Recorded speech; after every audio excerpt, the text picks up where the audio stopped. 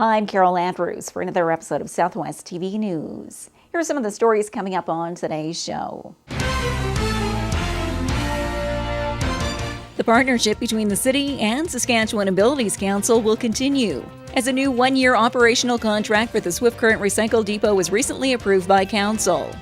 Saskatchewan is home to an array of musical talent, and those on the country music scene will be in the spotlight during the 2013 SCMAs, April 25th through 28th in Saskatoon. Excitement is building in Swift Current as the Broncos have earned a spot in the playoffs. Pet owners have another way to locate their missing pet, and it's all linked to your cell phone.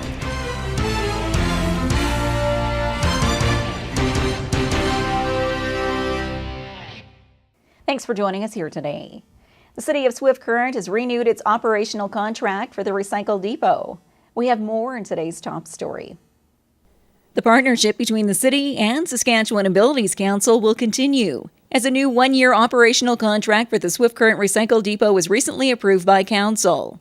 The new contract will see a 3% increase in fees the city pays to the Abilities Council, totaling just over $12,000 per month, or over $157,000 annually. The Abilities Council has a project to keep their clients occupied, and the city has their depot manned so that they can monitor the material coming in there, and the plastic gets baled up and managed. It's a great deal for everybody. The recycling depot in Swift Current accepts paper, cardboard, tin cans, glass, and plastic, while diverting these materials from the local landfill. And despite the closure of urban forest recyclers, cardboard and paper recycling will remain on track, with the city currently shipping these materials to another firm outside of Swift Current. That is a plan B, and it's really a temporary measure. There are some new things coming up that will happen in this next year. We should have a facility in Swift Current to deliver the recycled materials to. They will be baling and shipping it to Regina, but at least we won't be paying a contractor to do the shipping. There will be a cost to the city, no doubt, but it'll be a local operation. That'll be another great deal for us. Approximately 300 tons of paper and cardboard is collected at the city's recycle depot each year.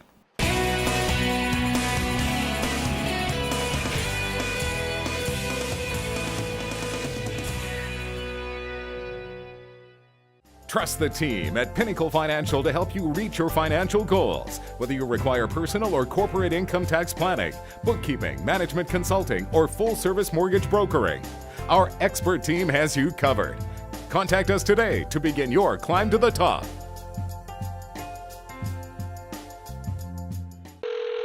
Hello? Hey, Mom. Chris has a fever, but I can't remember the number for Healthline. They just changed it. The Healthline number is now 811. That's easy. Thanks, Mom. Healthline 811. Professional health advice 24/7.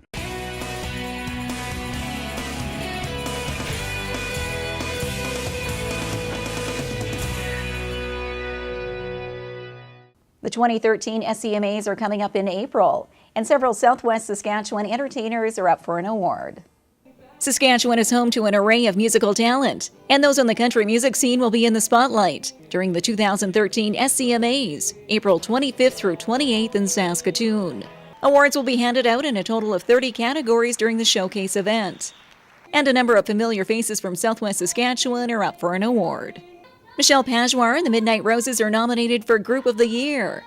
Eliza Doyle is up for an award in the All-Star Band Specialty category. And Will Ardell is nominated for 5 awards, including Male Vocalist, Song, Rising Star, Album, and Video of the Year. A full list of this year's nominees are available online through the Saskatchewan Country Music Association's website.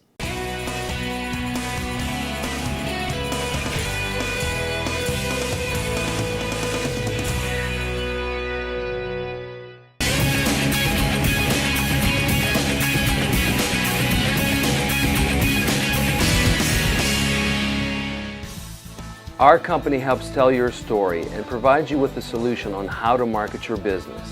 Because making a great video is only half the equation. You have to know how to use it. We have done major.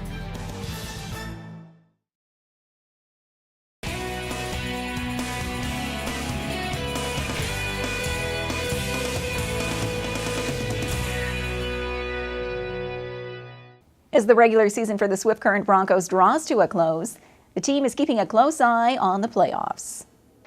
The Swift Current Broncos season is quickly coming to an end, with the team clinching their first playoff berth since the 2009-2010 season.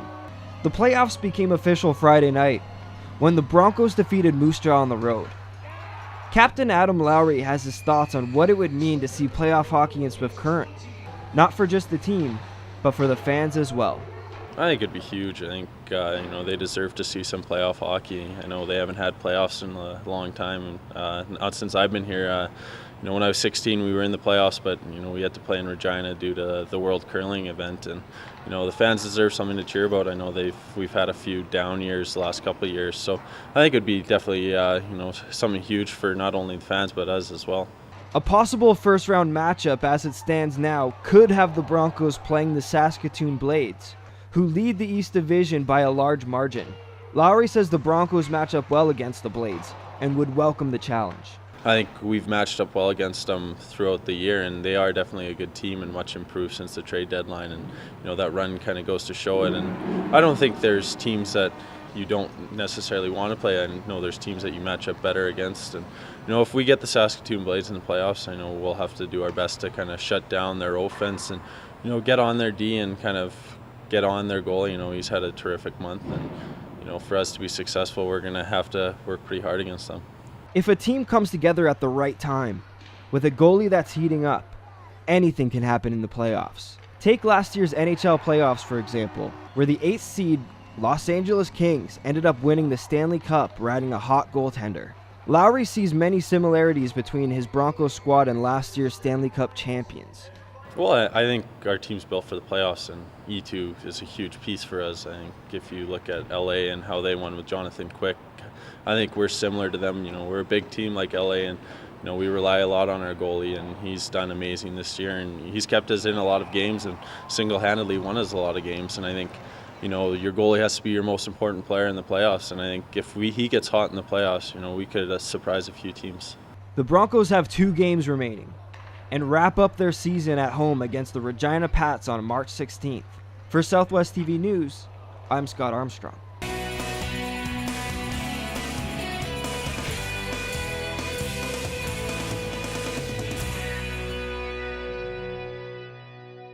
Losing a pet can be heartbreaking for many. And in this report, we take a closer look at a new way to track down an important member of your family.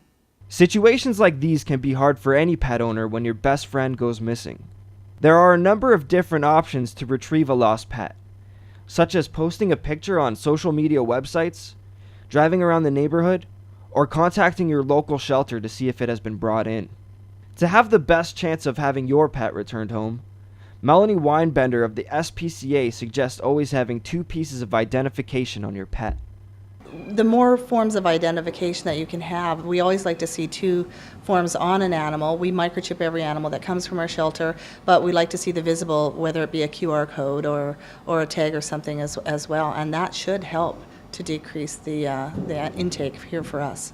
A microchip is an identifying circuit placed under the skin of a dog, cat, or other animal that can be read, using a microchip scanner to reveal specific information about the pet, such as owner and shelter contact information, pet name, and a brief description. This technology is great for shelters and veterinarians, but Weinbender does mention that it has its disadvantages for normal citizens finding a lost pet. Well, the disadvantages with microchipping is the fact that it's not a visible form of identification. So unless you are taking the animal to a shelter or to a veterinary clinic that would have a scanner, you may not even know the animal has it. There are individuals out there that are concerned about lost pets and want to find easier ways to reconnect them with their rightful owners, such as My Pet Code's Scott Jutras, who created a smartphone scannable pet tag with the use of QR code and GPS technology. Jutras took a moment to explain how his product works. So the My Pet Code tag works like this. Someone purchases a pet code, they register it on the website, they just create a login, they fill out their information as well as their cell phone number, they fill out their pet's profile, including a picture and any kind of care tips for anyone who would find their pet. If the pet happens to get lost, someone finds the pet, all they have to do is scan it with a smartphone. It'll retrieve the pet's GPS coordinates, and then it will text message that information to the pet owner. That way you have no middleman, and it's just pet being reunited with the pet owner. To avoid losing your pet, be sure to have the proper identification on your pet's collar so that they can be safely returned home. For Southwest TV News, I'm Scott Armstrong.